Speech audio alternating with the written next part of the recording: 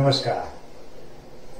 આજે આપણે 11મા ધોરણની અંદર હવે જે આજે ભણીશું એ પરમાણ્વીય દળ, આણ્વીય દળ, મોલર દળ અને મોલ સંકલ્પના. આ ચાર વસ્તુને આજે એકદમ નેટ એન્ડ ક્લીન કરીએ. તો પહેલા તો પરમાણ્વીય દળ એટલે શું? કોઈ પણ પરમાણુ હોય એ પરમાણુને પોતાનું જે દળ છે, પોતાનું જે વજન છે, આને આપણે પરમાણ્વીય દળ કહીએ. તો પછી આણ્વીય દળ એટલે શું? તો કે પરમાણુ ભેગા થઈ અને શું બનવાનું છે? અણુ બનશે.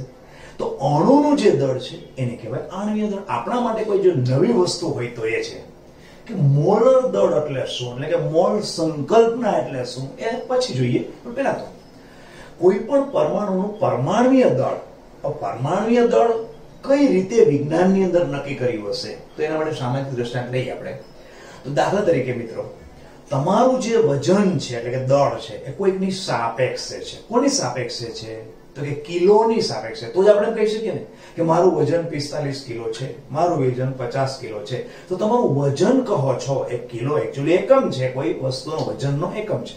પણ તમે કોઈની સાપેક્ષે કહો છો કે તમે એક તરાજુ અંદર ઉભા રહો અને તમારું જે વજન છે એ સામે 45 કિલો, 1 કિલો, 2 કિલો, 3 કિલો આવી રીતે 45 કિલો રાખશો, 45 કિલો તમારું વજન હોય તો તમે શું કહો છો? 45 કેજી મારું વજન છે. એ તમે સાપેક્ષ કર્યું છે. એવી રીતે કાર્બન પરમાણુ લીધો છે, કાર્બનનો સમસ્થાનિક C12 જે કાર્બનનો સમસ્થાનિક છે એની સાપેક્ષે દરેક પરમાણુનું વજન નક્કી કરવામાં આવે છે. તો હાઇડ્રોજનનું પરમાણુ દાખલા તરીકે તમે કહો તો હાઇડ્રોજનનું પરમાણુ પરમાણુ દળ 1 કહો છો. તો હાઇડ્રોજન પરમાણુનું પરમાણ્વીય દળ 1 કહો છો, એનો મતલબ શું? એનો મતલબ એ કે એ હાઇડ્રોજન પરમાણુનું પરમાણ્વીય દળ C12 ના દળ કરતા 1/12 ગણું છે. કોનું? હાઇડ્રોજનનું પરમાણ્વીય દળ કાર્બન કે જેને C12 ને તમે સ્ટાન્ડર્ડ ગણ્યો છે એની સાપેક્ષે 1/12 જે વજન થાય એટલું હાઇડ્રોજન પરમાણુનું પરમાણ્વીય દળ છે. તો હવે આ જે આટલા ગણું તમે કહો છો તો વિજ્ઞાનની અંદર પરમાણુના દળને કોઈકની સાપેક્ષે ગણ્યો તો કાર્બન C12 એનો સમસ્થાનિક કાર્બનો છે એની સાપેક્ષે ગણ્યો છે. તો એને મપાય શેમાં? હાલના સંજોગોમાં AMU, atomic mass unit. 1 AMU is equal to 1.66056 into 10⁻⁻24 gram થાય. ફરીથી 1 AMU is equal to 1.66. 1 AMU is equal to 1.66056 into 10⁻⁻24 gram. 1 AMU બરાબર આટલા થાય. ગ્રામની અંદર આટલા થાય છે. તો હાઇડ્રોજન એકલો છે એનું પરમાણ્વીય દળ આપણે કેટલું ગણવામાં? કોઈ પણ પરમાણુનું પરમાણ્વીય દળ એક દ્રવ્યમાન સ્પેક્ટ્રોમીટર છે. દ્રવ્યમાન સ્પેક્ટ્રોમીટરની મદદથી તમે એ પરમાણુનું પરમાણ્વીય દળ નક્કી કરી શકો. હાઇડ્રોજનનું પરમાણ્વીય દળ દ્રવ્યમાન સ્પેક્ટ્રોમીટરની મદદથી નક્કી કર્યું તો એ થયું 1.6736 into 10⁻⁻24 gram. એટલે થાય છે 1.6736 into 10⁻⁻24. આ કોનું વજન છે? હાઇડ્રોજનનું. કોની મદદથી? કઈ રીતે તમે નક્કી કર્યું? તો દ્રવ્યમાન સ્પેક્ટ્રોમીટરની મદદથી હાઇડ્રોજનનું પરમાણ્વીય દળ નક્કી કર્યું તો 1.6736 into 10⁻⁻24 gram થાય. તો એને AMU માં રૂપાંતર કરવું હોય તો શું થાય? 1 AMU is equal to 1.66056 into 10⁻⁻24 gram is equal to 1 AMU છે. તો આટલા બરાબર 1 AMU. તો આટલા બરાબર કેટલા? તો હાઇડ્રોજનનું પરમાણુ દળ AMU કરવાનો હશે તો શું કરવું પડશે? સીધું 1.6736 into 10⁻⁻24 એના છેદમાં 1.66056 into 10⁻⁻24. આ બંને નીકળી ગયું ને આ કરશો તો 1.0078 ગ્રામ, જેને આપણે હાઇડ્રોજનનું એક્ઝેક્ટ વજન કહીએ છીએ, પરમાણ્વીય દળ કહીએ છીએ. આ થઈ ગયું હાઇડ્રોજન. આવી રીતે તમે ઓક્સિજનનું કાઢશો તો ઓક્સિજનનું પણ એવી રીતે કરી શકે. ઓક્સિજનનું દળ ઉપર રહો છો, નીચે તમે 1.66056 10⁻⁻24 કરશો તો ઓક્સિજનનું પરમાણ્વીય દળ જે દ્રવ્ય સ્પેક્ટ્રોમીટરમાં મળે છે એ ઉપર મૂકશો, નીચે મૂકશો તો ઓક્સિજનનું દળ લગભગ ઓલમોસ્ટ 15.995 યુનિટ, એટલે કે SO એટોમિક માસ યુનિટ આ ગણવામાં આવશે. આટલું થશે. પછી આણ્વીય દળ લઈએ. આણ્વીય દળ એટલે જે પરમાણુ ભેગા થઈને બને છે, પરમાણુ ભેગા થાય, જેમ કે પાણીનો અણુ છે તો પાણીનો અણુ અંદર કોણ હોય છે? 2 હાઇડ્રોજન હોય અને 1 ઓક્સિજન હોય. ત્રણેયને ભેગા કરો એટલે તમારું પાણી બની ગયું. પાણીની અંદર રહેલા પ્રત્યેક પરમાણુનું પરમાણ્વીય દળ મૂકો અને એ તમને જે મળશે એ તમારું શું થશે? આણ્વીય દળ. જેમ કે તમે પાણીનો અણુ કરશો તો પાણીની અંદર H2O, તો બે કોણ છે? હાઇડ્રોજન છે, પ્લસ એક કોણ છે? ઓક્સિજન છે. તો હાઇડ્રોજનનો આપણે એપ્રોક્સી લઈએ તો 1 અને ઓક્સિજન છે એપ્રોક્સી આપણે 15.995 છે એની જગ્યાએ હું 16 લઉં છું એપ્રોક્સ, એટલે શું થયું? 2 + 16 ઇઝ ઇક્વલ ટુ કેટલા થયા? 18 AMU જે કહીએ છીએ એ આપણું થઈ ગયું ઓક્સિજનનું આણ્વીય દળ. આવી રીતે તમે સુક્રોઝ છે, ગ્લુકોઝ છે, કેલ્શિયમ કાર્બોનેટ છે, મેગ્નેશિયમ હાઇડ્રોક્સાઇડ છે, કાર્બન ડાયોક્સાઇડ છે, કોઈ પણ અણુનું તમે અણુની અંદર બધા પરમાણુનું પરમાણુ દળ એક એકનું મૂકી અને તમે આણ્વીય દળ નક્કી કરી શકો. આ આપણે કહીએ આણ્વીય દળ. બહુ ઈઝી કોન્સેપ્ટ છે, બહુ વધારે અંદર ડીપમાં આપણે સમય બગાડીશું નહીં, બહુ ઈઝી કોન્સેપ્ટ છે. એટલે આની અંદર ઓલરેડી તમે 10th ની અંદર આ શીખેલા હશો. હવે થયું મોલર દળ. મોલર દળ એટલે એક મોલ કોઈ પદાર્થ હોય એનું દળ એટલે મોલર દળ. હવે કોઈ પણ પદાર્થના અણુભાર જેટલું વજન તમે લો, કોઈ પણ પદાર્થના અણુભાર જેટલું વજન એટલે કે જેમ કે પાણી છે એનો અણુભાર આપણે આણ્વીય દળમાં લીધું હતું, કેટલું? 18 ગ્રામ લીધું. 18 ગ્રામ એને તમે આણ્વીય દળ કહો છો. આણ્વીય દળ જેટલું વજન એ જ વિજ્ઞાનની અંદર એક મોલ. હવે હું એમ કહું કે હાઇડ્રોજનનો 18 ગ્રામ એને એક વસ્તુ શું વાપરું છું? એનું આણ્વીય દળ. આણ્વીય દળ. એ જ આણ્વીય દળને બીજી ભાષામાં હું કહું છું મોલર દળ. એનું 1 મોલનું દળ. એટલે આ કેટલો મોલ થયો? આણ્વીય દળ બરાબર 1 મોલ. 1 મોલનું જે વજન છે એ વજનને તમે બીજી ભાષામાં શું કહી શકો? મોલર દળ. આણ્વીય દળ અને મોલર દળ. મોલ એક પર્ટિક્યુલર કોન્સેપ્ટ છે, એક પર્ટિક્યુલર જથ્થો છે. જે રીતે બાર કહો, બાર એટલે એક ડઝન કહીએ કે નહીં? ડઝન છે, ગ્રોસ છે. આવી રીતે પર્ટિક્યુલર એક ફિક્સ કર્યું કે આટલી સંખ્યા અથવા આટલો જથ્થો એટલે એક મોલ. તો જથ્થો તમે કહી દીધો કે આણ્વીય દળની દ્રષ્ટિએ કહીએ તો કોઈ પણ પદાર્થનું આણ્વીય દળ જેટલું વજન કહો છો એટલે તમે એને એક મોલ કહો છો. એ જ એક મોલ વજન એ આણ્વીય દળ કહો કે મોલર દળ કહો, બંને હાઇડ્રોજન H2O માટે, હાઇડ્રોજન ને H2O માટે બંને વસ્તુ ફિક્સ છે કે H2O નું આણ્વીય દળ કેટલું? 18 ગ્રામ. 18 ગ્રામ પ્રતિ મોલ એટલે કે એક મોલની અંદર 18 ગ્રામ આવે. તો 18 ગ્રામ એનું શું થયું? મોલર દળ થયું. તો મોલર દળ એટલે આણ્વીય દળ કહો કે મોલર દળ કહો, બંને વસ્તુ એક છે. પરંતુ આની અંદર સંખ્યાની દ્રષ્ટિએ જોઈએ તો 18 ગ્રામ તમે પાણી લીધા તો 18 ગ્રામ પાણીની અંદર એક પછી એક અંદર પાણીના અણુઓને કાઢવાનું કરીએ તો એ કેટલા નીકળશે? તો 6.02 × 10⁻23. મેં તમને હમણાં જે કહ્યું કે નહીં, 12 કોઈ પણ વસ્તુ પડેલી હોય તો 12 નંગ પડેલા હોય તમે શું કહો? એક ડઝન કહો. એવી રીતે જો અહીંયા 6.02 × 10⁻23 પાણીના અણુ હોય એટલે એને શું કહીએ? 1 મોલ પાણીના અણુ. હવે 1 મોલ પાણીના અણુનું તમે વજન કરો તો વજન કેટલું થશે? તો કે એના અણુભાર જેટલું થશે. અણુભાર જેટલું વજન ન કહો તમે શું કહેશો? 1 મોલર દળ કહો તો પણ ચાલે. એનો મતલબ ટૂંકમાં ફિક્સ થયું કે કોઈ પણ પદાર્થના આણ્વીય દળ જેટલું વજન કહો એટલે બીજી ભાષામાં તમે એમ કહી શકો કે 1 મોલનું વજન છે. એ પદાર્થના 1 મોલનું વજન છે. બીજો કોઈ વિદ્યાર્થી એને એમ કહે છે કે 1 આણ્વીય દળ જેટલું વજન છે. આણ્વીય દળ જેટલું વજન છે કોઈ એમ કહે છે 1 મોલ જેટલું વજન છે. ત્રીજો વ્યક્તિ એમ કહે છે કે એમાં 6.02 × 10⁻23 અણુઓની સંખ્યા છે. તો બધી જ વસ્તુ એક જ છે. તો પછી એક પ્રશ્ન થાય કે આ 6.02 × 10⁻23 આવ્યો ક્યાંથી? તેના માટે આપણે સ્ટાન્ડર્ડ લીધેલો કોણ? તો કે કાર્બન પરમાણુ લીધો છે. કાર્બન પરમાણુનો દ્રવ્યમાન સ્પેક્ટ્રોમીટરની મદદથી વજન માપ્યું તો વજન કેટલું થાય છે? કાર્બન પરમાણુનો દ્રવ્યમાન સ્પેક્ટ્રોમીટરની વજનથી એક પરમાણુનું વજન માપીએ, એક પરમાણુનું વજન માપીએ તો એ છે 1.992648.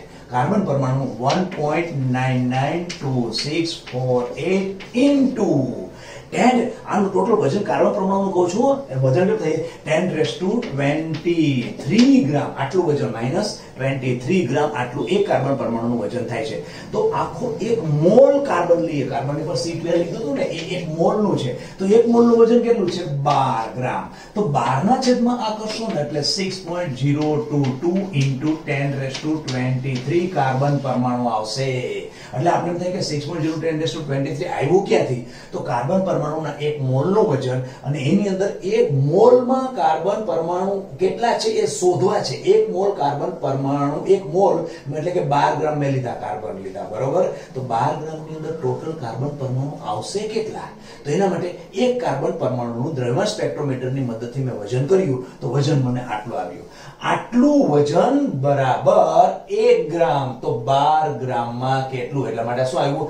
12/, આવી ગયું. તો તમને ખબર પડી ગઈ કે 12 ગ્રામમાં કાર્બનના પરમાણુ કેટલા આવશે? તો 6.02 × 10⁻23 આટલા પરમાણુ આવે. અને એકદમ શોર્ટ લઈએ, શોર્ટ. જો આણ્વીય દળ જેટલું વજન લઈએ, આણ્વીય દળ જેટલું મેં વજન લીધું. દાખલા તરીકે પાણી લીધું તો પાણીનું વજન કેટલું છે? આણ્વીય દળ કેટલું છે? 18 ગ્રામ.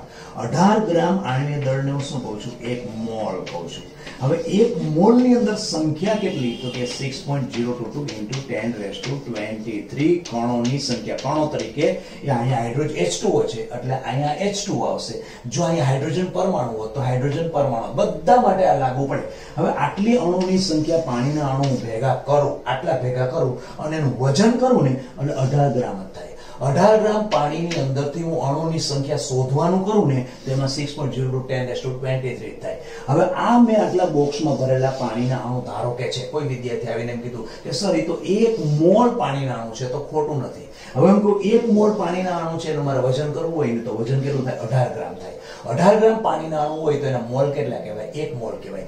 1 મોલ ની અંદર સંખ્યા કેટલી થાય? આટલી સંખ્યા થાય. સંખ્યા આટલી હોય તો શું થાય? 1 મોલ થાય. આટલી સંખ્યા હોય તો એનો 18 ગ્રામ થાય. 18 ગ્રામ થાય એટલે 1 મોલ થાય. એટલે આ બધું એકદમ મિક્સ થઈ ગયેલું. બધી વસ્તુમાં કોઈ પણ વિદ્યાર્થી એક પછી એક આવીને અલગ અલગ રીતે રજૂઆત કરી શકે કે મારી પાસે 18 ગ્રામ પાણી છે. એનો મતલબ કે બીજો વિદ્યાર્થી કહેશે તારી પાસે 1 મોલ પાણી છે, તો સાચો છે, આ સાચો છે.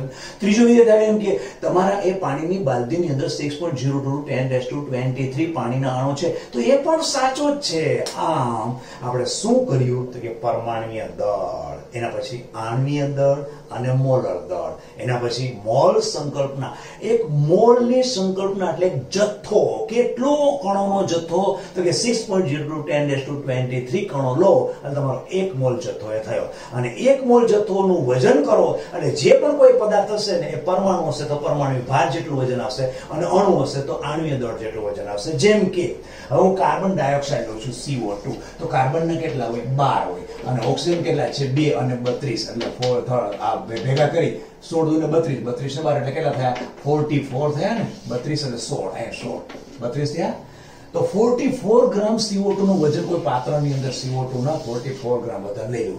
પછી એમાંથી હું અંદરથી એક પછી એક CO2 ના અણુ કાઢી શકાય ને? તો કાઢી કદાચ કલ્પના કરો, કાઢો અંદરથી તો કેટલા નીકળે? 6.02 × 10⁻23 નીકળે. હવે 44 એ વજન શું છે? એ CO2 નું આણ્વીય દળ કહો કે એનું મોલર દળ. 1 મોલ CO2 અંદર ભરેલો છે, કારણ કે 1 મોલ એટલે શું? પદાર્થના અણુભાર જેટલા વજનને પદાર્થનો 1 મોલ કહેવાય. તો 1 મોલ મારી પાસે CO2 છે. હવે થઈ આ અણુની વાત. પાણીની પણ અણુની વાત કરી. એની જગ્યાએ હું કોઈ પરમાણુ લઉં. દાખલા તરીકે ખાલી જગ્યાએ મેં ઓક્સિજન પરમાણુ લીધો છે. ઓક્સિજન શું લીધો? પરમાણુ.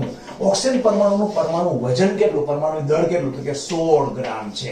દ્રવ્યમાન સ્પેક્ટ્રોમીટરથી એક પરમાણુનું વજન આણ્વીય એટલે એક આખા પરમાણુનું વજન, મોલનું વજન 16 ગ્રામ છે. તો મારા પાત્રની અંદર 16 ગ્રામ ઓક્સિજન ભરેલો છે. તેમાં શું હશે? જો ઓટોન કરતો ઓક્સિજન છે.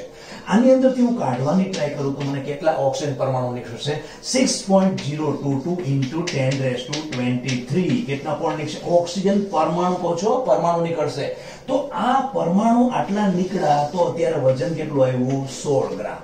16 ગ્રામ વજન શું હતું? ઓક્સિજનનો પરમાણ્વીય દળ હતો. આમ કોઈ પણ પરમાણુના પરમાણ્વીય દળ જેટલું વજન લો તો એ તમારું વજન કહેવાય. 1 મોલ પરમાણુ. બીજી રીતે અહીંયા મેં શું લીધું હતું? 44 ગ્રામ હતો. એ શું હતું? CO2 આખો અણુ હતો. એનો ભાર કેટલો? ટોટલનો બધાનો પરમાણુ ભેગા થઈને કેટલો ભાર થયો? 44 ગ્રામ. તો 44 ગ્રામ એ શું હતું? CO2 નું આણ્વીય દળ હતું. એટલું વજન લીધું તો એમાં તમને કોણ નીકળ્યા? 6.02 × 10⁻23 ઓક્સિજનના, કાર્બન ડાયોક્સાઇડના અણુ નીકળ્યા. એ જ વસ્તુ મેં એકલો લીધો. અહીંયા ઓક્સિજન શું લીધો? પરમાણુ લીધો. પરમાણુનું વજન કેટલું છે? પરમાણુ દળ કેટલું છે? 16 ગ્રામ. તો 16 ગ્રામ ઓક્સિજન પરમાણુનું મેં બોક્સ લીધું, તેની અંદરથી મને ઓક્સિજન પરમાણુ નીકળશે. સીધી વાત છે. તો એ પણ કેટલા નીકળશે 6.02 10⁻23. કેમ તો કે 1 મોલ પરમાણુ છે. તો પહેલા કેમ તો કે 1 મોલ અણુ છે. એ કોણ હતા? 1 મોલ અણુ એટલે કે આણ્વીય દળ જેટલું વજન, 1 મોલ પરમાણુ એટલે પરમાણ્વીય દળ જેટલું વજન. પણ સંખ્યા તો ફિક્સ જ નીકળે. મોલ આવી એટલે સંખ્યા ફિક્સ નીકળે. ફરક એટલો થાય કે અહીંયા તમને શું મળે છે? અહીંયા બધા ઓક્સિજન, અહીંયા કાર્બન ડાયોક્સાઇડના અણુની સંખ્યા મળે છે,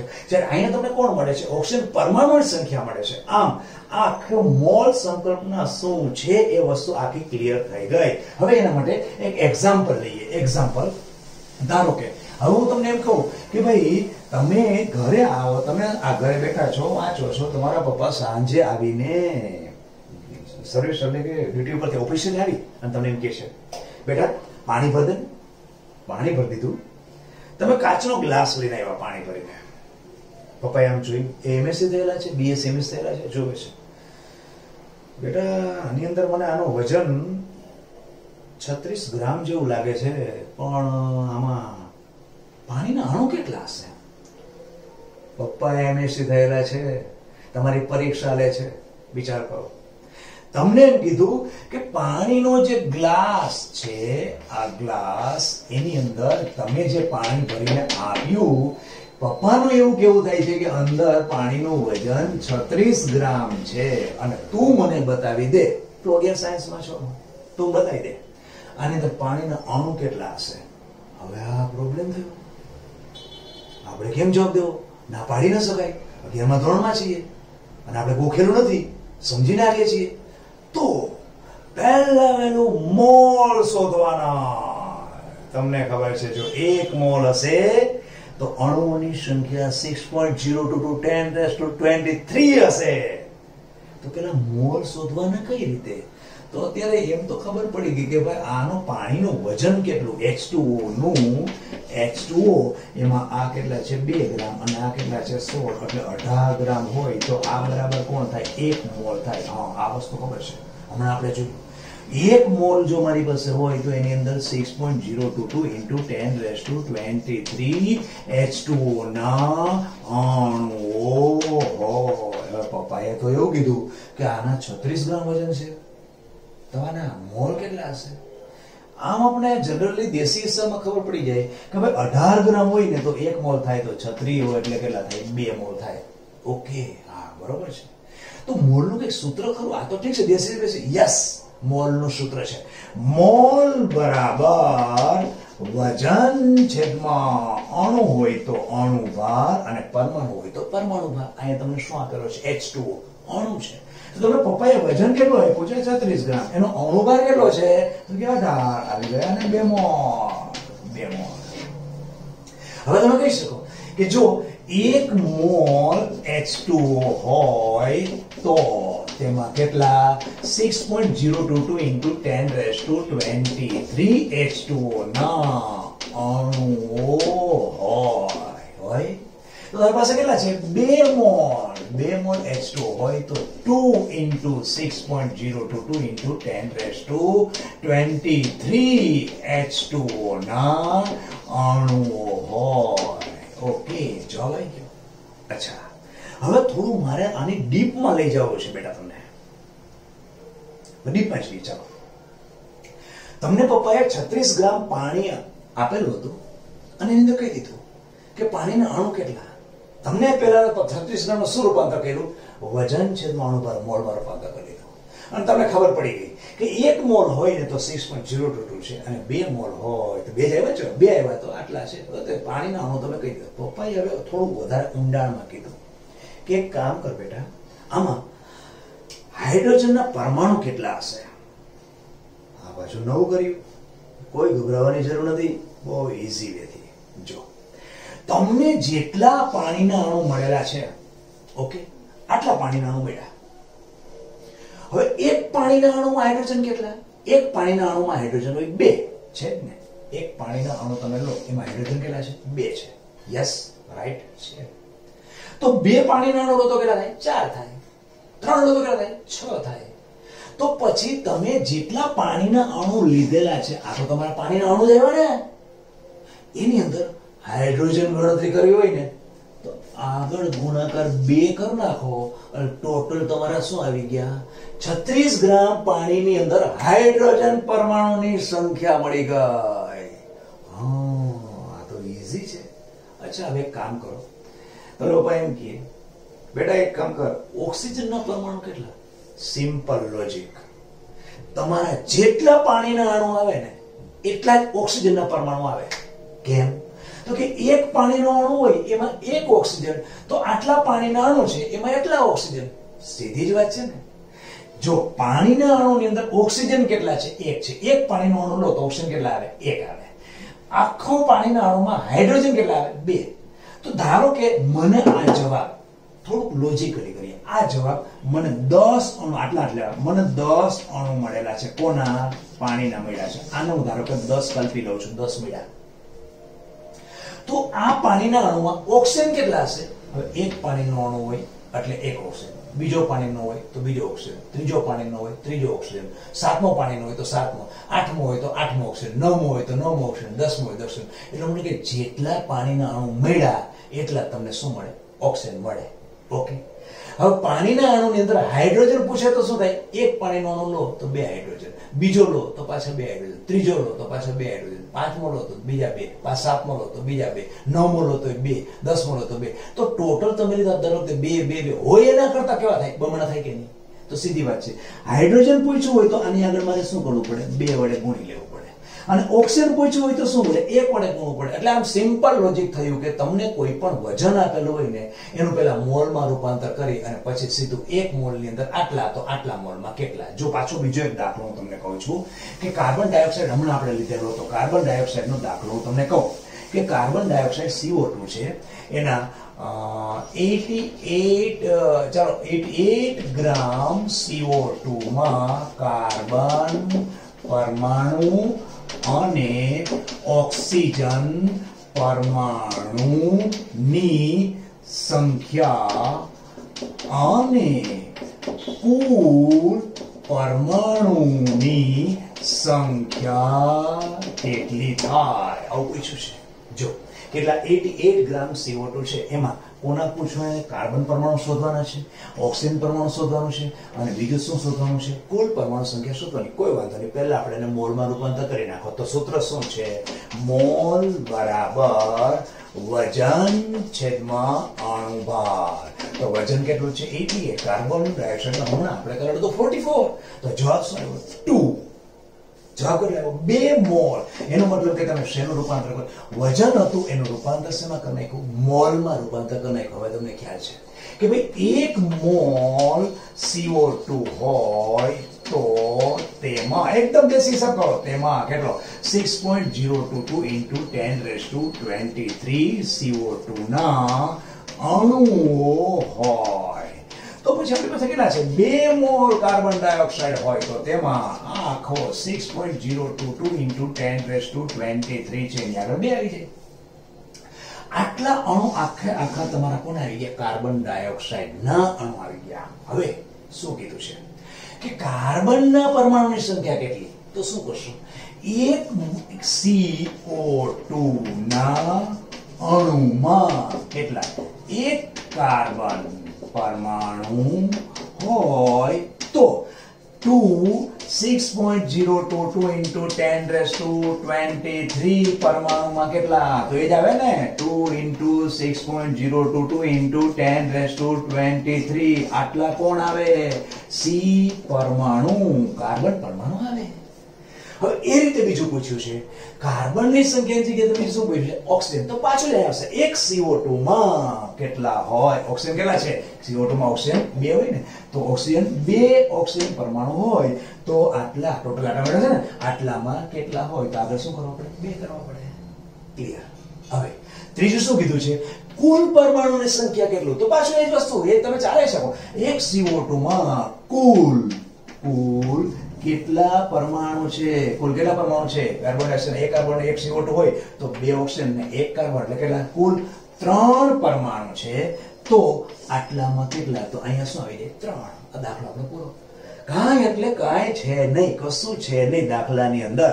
આવા પ્રકારના સિમ્પલ લોજિક વાળા દાખલા આની અંદર કરી શકાય છે.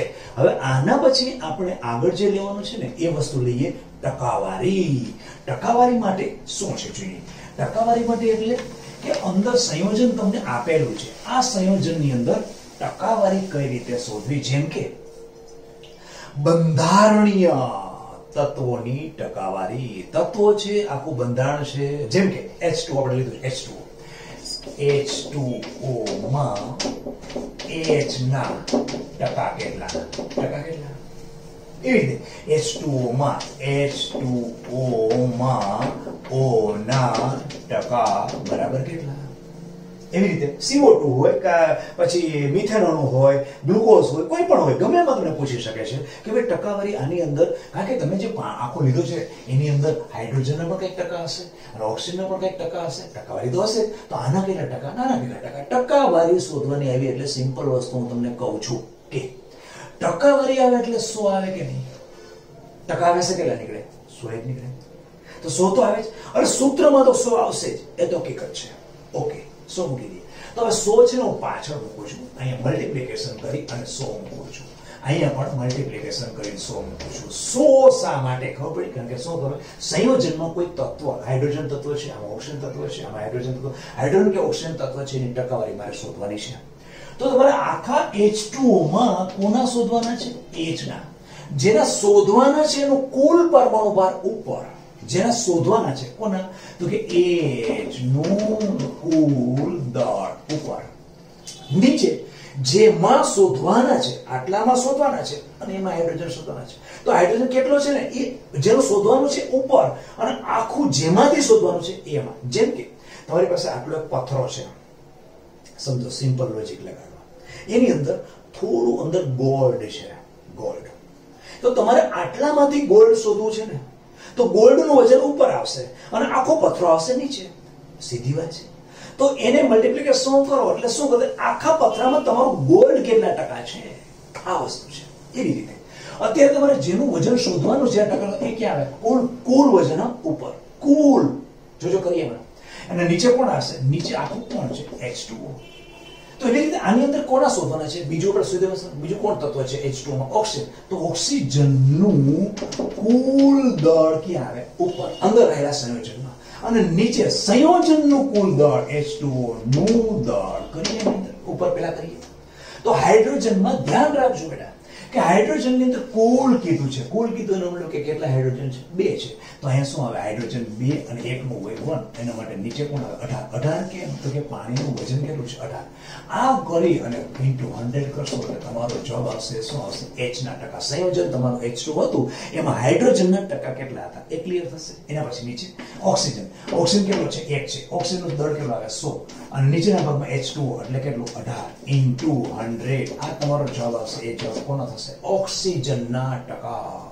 એટલે ટકાવારી કોઈની શોધવાની હોય તો સિમ્પલ સૂત્ર છે, ટકાવારી પહેલા 1000 મૂકી દો, પછી જેને શોધવો છે, આટલામાં જેને શોધવો છે એનું ટોટલ વજન ઉપર અને આખો પથ્થરો નીચે, એટલે આખું સંયોજન તમારું નીચે. ઓકે, આ એક થઈ ગયું ટકાવારી કેવી રીતે શોધવી એ. એના પછી પ્રમાણ સૂચક સૂત્ર અને અણુ સૂત્ર. પ્રમાણ સૂચક સૂત્ર અને અણુ સૂત્ર, આ વસ્તુ શું છે જોઈએ. પ્રમાણ સૂચક સૂત્ર, જેમ કે હવે મિથેન, આપણે ઇથેન કહું, ઇથેન CH3CH3, આની અંદર ઇથેન કહેવાય, ઇથેન છે. તો ઇથેનને આપણે આવી રીતે લખી શકીએ C2H6, આ જ વસ્તુ, અને આને લખી બે વસ્તુ એક છે, ખાલી ભેગા કરી દીધા C2H6. હવે આમાં ન્યૂનતમમાં ન્યૂનતમ તત્વોનું પ્રમાણ શોધો, નક્કી કરો, પોતાને તે લોજિકલી નક્કી કરો. આમાં કાર્બનનું પ્રમાણ કેટલું છે? 2 અને હાઇડ્રોજનનું પ્રમાણ 6 છે.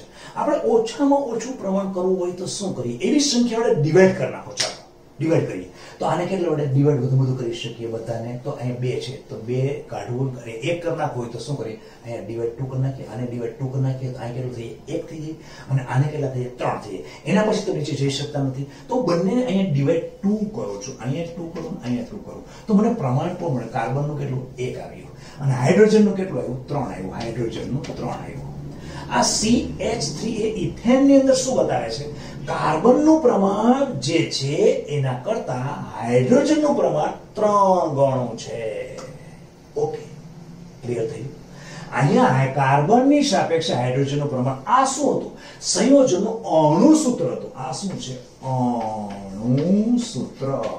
અણુ સૂત્ર એ સંયોજનની અંદર રહેલા દરેક તત્વોનું કુલ પ્રમાણ બતાવે છે અને એમાંથી તમે ન્યૂનતમ પ્રમાણ દરેક તત્વોનું કરી નાખો અને પછી જે સૂત્ર મળે છે ને એ સંયોજનમાં રહેલા પ્રત્યેક તત્વોનું એકબીજાની સાપેક્ષે પ્રમાણ બતાવે છે. ફરીથી, અણુ સૂત્ર એટલે સંયોજનની અંદર રહેલા પ્રત્યેક ઘટકનું કુલ પ્રમાણ અને એમાંથી દરેક ઘટકોને પ્રમાણને ન્યૂનતમમાં ન્યૂનતમ લઈ જઈ અને નવું સૂત્ર જે બનાવેલું છે એ સૂત્ર તમને એ સંયોજનમાં રહેલા દરેક તત્વનું એકબીજાની સાપેક્ષે પ્રમાણ કેટલું છે એ બતાવે છે. તો આ ઇથેનનું શું થયું? પ્રમાણ સૂચક સૂત્ર, પ્રમાણનું સૂચન કરતું સૂત્ર. અને એ શું થઈ ગયું? પેલું શું છે? ઇથેનનું અણુ સૂત્ર. ઇથેનનું અણુ જે છે એનું સૂત્ર અને ઇથેનમાં રહેલા તત્વોનું પ્રમાણનું સૂચન કરતું સૂત્ર એટલે પ્રમાણ સૂચક સૂત્ર. હવે બીજું મિત્રો, અહીંયાથી તમે આમ ગયા તો શું પ્રમાણ સૂચક સૂત્રમાંથી અણુ સૂત્રમાં ના આવી શકાય? આવી શકાય. કઈ રીતે કરશું? તો આ જે સૂત્ર છે એને પેલામાંથી હું અહીંયા આવ્યો ત્યારે શું કર્યું? 2 વડે મેં ડિવાઈડ કર્યા. તો આને હવે હું 2 વડે ગુણું તો આમ આવી શકાય કે નહીં? યસ, આવી શકાય. ઓકે, એનો મતલબ પ્રમાણ સૂચક સૂત્ર આ શું હતું આપણું? પ્રમાણ સૂચક સૂત્ર. આ કોણ હતું? અણુ સૂત્ર. પ્રમાણ સૂચક સૂત્રને 2 વડે ગુણવાથી હું શેમાં આવી ગયો? અણુ સૂત્રમાં આવી ગયો. યસ, બહુ જબરજસ્ત છે. Okay, right. ચાલો હવે બીજી વસ્તુ, દાખલા તરીકે હું અહીંયા ગ્લુકોઝ લઉં છું C6H12O6. Example number 2. આ આપણો એક્ઝામ્પલ નંબર 1 છે. બેમાં બહુ સારું જાણવા મળશે. જુઓ, હવે આમાંથી મારે ક્યાં જવાનું છે? આ કોણ છે? અણુ સૂત્ર છે. અણુ સૂત્ર. અને મારે અહીંયા શું મેળવવા છે? પ્રમાણ સૂચક સૂત્ર. આ શું મળે? કરીએ તો ન્યૂનતમ પ્રમાણ કાઢશો તો શું કરશો? આને પણ હું 6 વડે, અહીંયા પણ 6 વડે, અહીંયા ખાલી ન્યૂનતમ કરી નાખું છે મારે. તો કાર્બન અને હાઇડ્રોજન, તો કાર્બન અને ઓક્સિજન કેટલા થઈ ગયા? 1 1 થઈ ગયા. તો કાર્બન અને ઓક્સિજન 1 1 થઈ ગયા. હાઇડ્રોજન કેટલા થશે? 2. એટલે હાઇડ્રોજનની બાજુમાં શું મૂકશું? હું 2 મૂકીશ. તો આ શું થઈ ગયું? આખું ગ્લુકોઝ જે હતું એનું પ્રમાણ સૂચક સૂત્ર એટલે ગ્લુકોઝમાં કાર્બન અને ઓક્સિજનની સાપેક્ષે હાઇડ્રોજન બમણું પ્રમાણ ધરાવે છે. Okay, right, clear. હવે આને બધે આમ જવા માટે મેં શું કર્યું હતું? તો કે 6 વડે મેં ડિવાઈડ કર્યા હતા. તો પછી પ્રમાણ સૂચક સૂત્રમાંથી પાછું મારે અણુ સૂત્ર પાવું હોય તો આને હું 6 વડે ગુણું તો ન આવી શકાય? આ બાજુ આવી શકાય કે નહીં? યસ, આવી શકાય છે. એનો મતલબ અહીં એક સિમ્પલ રિલેશન ડેવલપ થાય છે. શું? આ જે પ્રાકૃતિક સંખ્યા છે એને હું n તરીકે લઉં, n, સ્મોલ n, તો શું થાય કે પ્રમાણ સૂચક સૂત્ર અને અણુ સૂત્ર એ બે વચ્ચે જો હું બરાબર કરું ને તો આને હું n તરીકે લઉં તો સૂત્ર શું થયું? અણુ સૂત્ર is equal to n into પ્રમાણ સૂચક સૂત્ર. યસ, જબરજસ્ત થયું. તો હવે એના સૂત્રનો કરતા કરું તો શું થાય? n એટલે કે અણુ સૂત્ર છેદમાં પ્રમાણ સૂચક સૂત્ર. યસ, n એટલે કે ગુણનઆંક, જેનાથી એક મને સૂત્ર મળ્યું. અણુ સૂત્ર છેદમાં પ્રમાણ સૂચક સૂત્ર. હવે થોડું વધારે ઊંડાણમાં એકદમ સિમ્પલ લોજિકમાં જઈએ. જો આ ઇથેન છે એનું આણ્વીય દળ શોધો. અણુ સૂત્ર છે આણ્વીય દળ મળશે. તો કાર્બન છે એના 12 પર કેટલા છે? 2 છે. પછી હાઇડ્રોજન 6 છે. ઓકે, તો કિંમત મૂકીએ તો હાઇડ્રોજન નું કેટલું અહીંયા આવે? 1 આવે કે નહીં? એટલે ટોટલ કેટલા થયા? 6.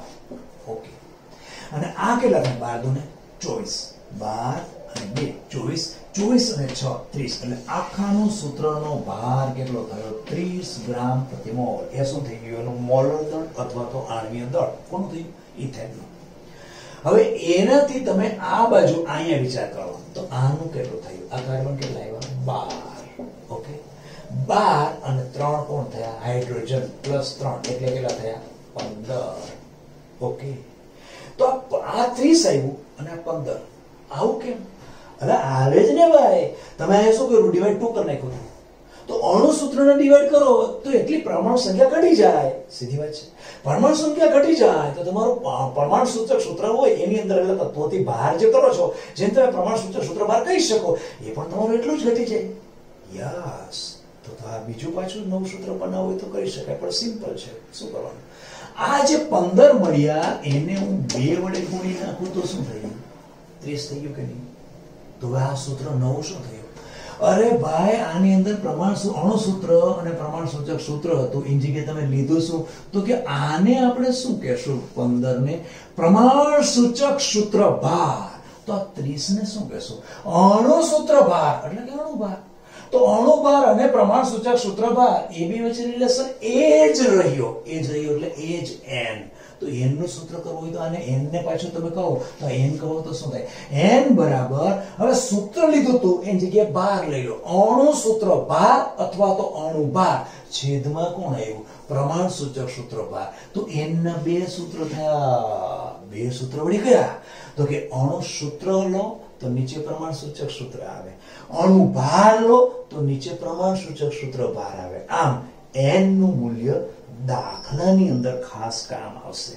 દાખલા જ્યારે આપણે બનાવવાના થશે ને ત્યારે આ પ્રકારના દાખલા જે છે ને એની અંદર n જબરજસ્ત કામ આવશે. કારણ કે જ્યારે તમને કોઈ ડેન્સિટી આપેલી, ઘનતા આપેલી, અણુભાર આપેલું, એવા પ્રકારના દાખલા આના પછીના લેક્ચરની અંદર આપણે કરીશું. આના પછી કરીશું. એવું કરીએ મિત્રો, આ લેક્ચરને અત્યારે અહીં આપણે ક્લોઝ કરીએ અને ફરીથી પાછા આ જોશ ને જોમથી આને રિલેટેડ દાખલાઓ અને આગળના પાઠની અંદર શું છે એ જોઈશું.